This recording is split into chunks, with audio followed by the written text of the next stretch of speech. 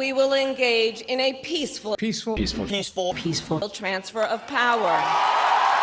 Peaceful transition. You and I, we've all heard this term being used way too many times over the past couple weeks by just about everybody. Everybody has been talking about how there will be a peaceful transition of power from Joe Biden to Donald Trump. And to be honest with you, I too believed that this would be a peaceful transition. I too believed that Joe Biden was a peaceful man. I also believed that Joe Biden supported Donald Trump, but I guess I was wrong.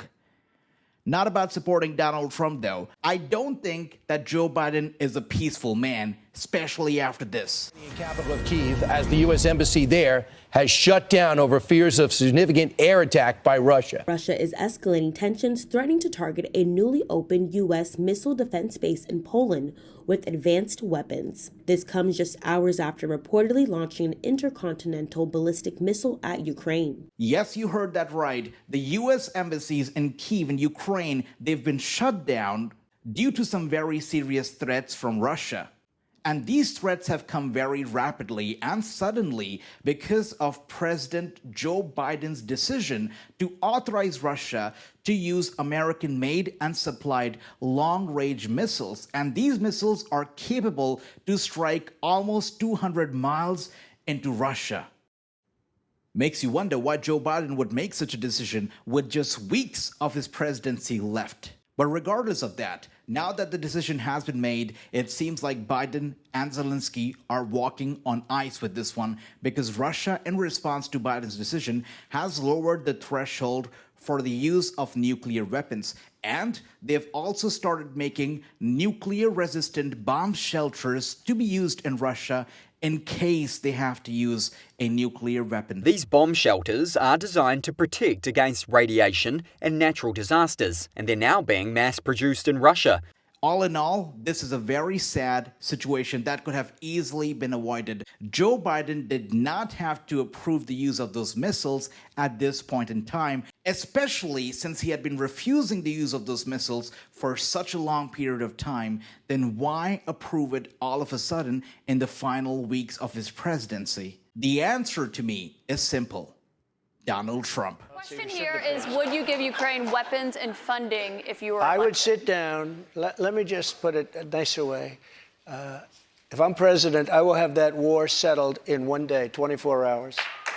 While running against Kamala Harris, one of Donald Trump's major promises were that he would end the war between Russia and Ukraine as president-elect before he even steps into the Oval Office. And most of America voted in favor of Trump because they also want an end to the war, and they want to stop paying the billions of dollars that are going into this war. If you look at the Department of State's website, they have spent over $64 billion in this war since 2022, and an additional $31.7 billion from the DoD stockpiles. And this information was updated on the website over a month ago, which means that by now, this number has got to be much higher than that. This situation here kind of takes me back to the presidential debate between Donald Trump and Kamala Harris, where Donald Trump spoke about the negotiation skills of Kamala Harris and how it led to this war in the first place. They sent her to negotiate peace before this war started. 3 days later, he went in and he started the war because everything they said was weak and stupid. They said the wrong things. That war should have never started. She was the emissary. They sent her in to negotiate with Zelensky and Putin, and she did. And the war started 3 days later. And that's the kind of talent we have with her. She's worse than Biden. In my opinion, I think he's the worst president in the history of our country. She goes down as the worst vice president in the history of our country. But let me tell you something. She is a horrible negotiator. They sent her in to negotiate. As soon as they left, Putin did the invasion. And I guess Trump was actually right here, because days after becoming the president-elect, Donald Trump actually spoke with Zelensky and Putin, and both of them had wonderful things to say about the president-elect. And from the video messages that both of them shared, it seemed like we were nearing a resolution.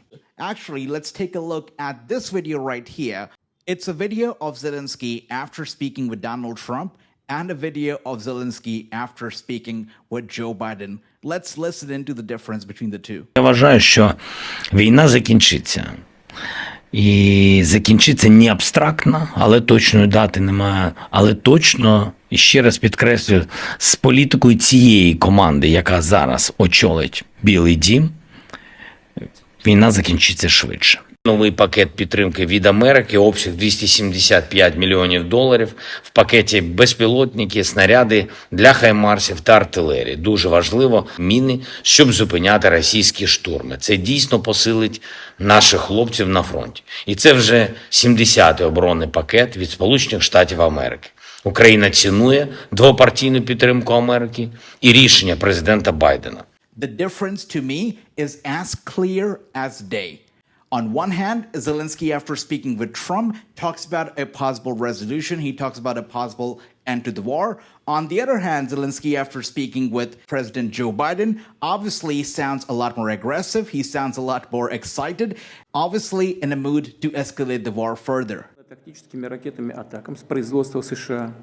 И 21 ноября в ходе комбинированной ракетной атаки системами «Шторм Шедоу» производства Великобритании и «Химарс» производства США, применение американского и британского дальнобойного оружия 21 ноября текущего года российские вооруженные силы нанесли комбинированный удар по одному из объектов оборонно-промышленного комплекса Украины. Но в том числе и испытание одной из новейших российских ракетных систем средней дальности. After analyzing this current ongoing situation, I would call the Democratic Party a dystopian party because what they have been doing, encouraging wars, is crazy.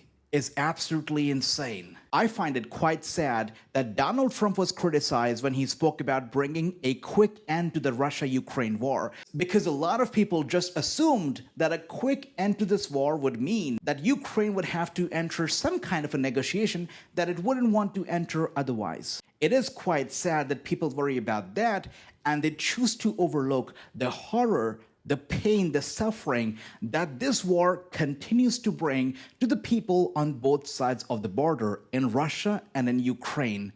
Supplying Ukraine or Russia with missiles, with weapons, it's not going to help anybody. It's only going to escalate this war further. What we need right now is for a leader like Donald Trump to step in and to make sure that this war is brought to an end. People love to look back at 2020 when talking about transitions of power. And while nobody is raising eyebrows right now, if Joe Biden does not stop what he's doing, not just America, but the world will never forget and never forgive. Joe Biden must stop, and he should really ensure that this be a peaceful transition of power, not just within America, but across the globe. Because ultimately, if a war is waged, Donald Trump will have to pay the price, courtesy of Joe Biden. Will this really be a peaceful transition? Only time will tell.